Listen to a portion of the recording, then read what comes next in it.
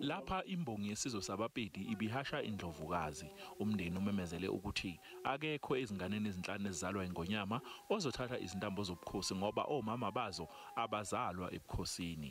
Umndeni uthi-ke isizwe sabaPedi sizocacelwa unkosikazi waseLesotho ozoqokwa isizwe nokuyena ozozala inkosana ezothatha ubukhosi.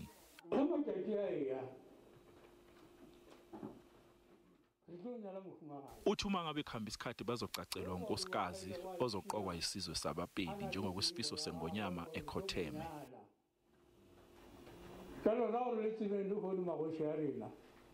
uThulare uthi umndeni uvumelene ngokuthi iNdlovukazi uManyaku iyona ezoba ibamba bukhosi. Ukukhuliswa kuzothatha izintambo zombuso wesizwe nozozalwa iNdlovukazi ezoqokwa isizwe kuzohlelwa umndeni wasebukhosini. In our custom and tradition, it's not a question of husband and wife. The candle wife is the wife of the nation.